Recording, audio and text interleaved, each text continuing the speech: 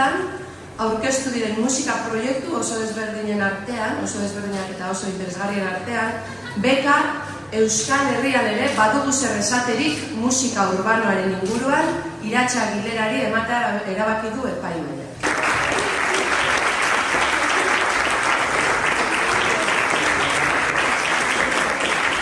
Durangoko azokako sormen beka irabazi duzue, zorionak, nola sentitzen zarete?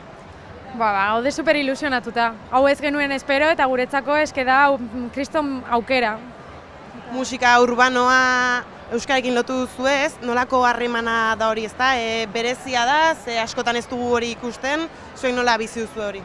Guk proiektua pentsatzen hasi ginenean, ikusi genuen Euskal Herrian falta bat dagoela eta falta hori da oraindik musika urbanoa ez dela llegatu. Eta horregatik lotu nahi izan dugu euskara musika urbanoarekin, osea, hemen falta delako.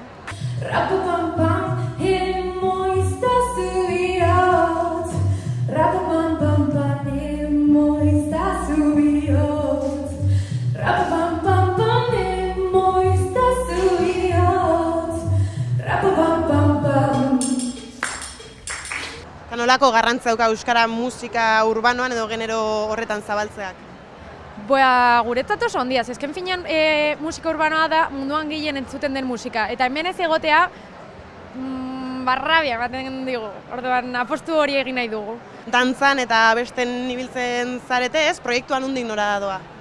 Hori da, orain bueltatxo bat eman behar diogu eta forma eman, baina bai, izango da proiektu bat, zeinetan martxa egongo den, perroeoa egongo den, eta hori, nahi dugu Euskal Herri guztia dantzan jartzea. Zuen erronka da Euskal Herria dantzan jartzea, hurrengo pausua zein izango da?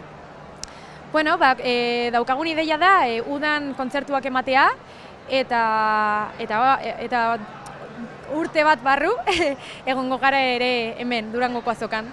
Hemen aurkeztuko duzue baita lana. Eta, lehen ekitalditxo bezalako bat izan duzue bertan, ez nola zenditu zarete? Oso urduri etorri gara, baina, ja hasi garenean guztia egiten, ja kendu zaizkigu nervioak eta asko disfrutatu egin dugu. Egun polita izan da. Orduan jarraituko duzue euskara, musika urbanoarekin nahasten, horrekin jolasten eta zorionak eta espero dugu ez, datorren urtean hemen izatea. Ja ikusiko duzue urtean zehar zer ateratzen dugun, mila esker.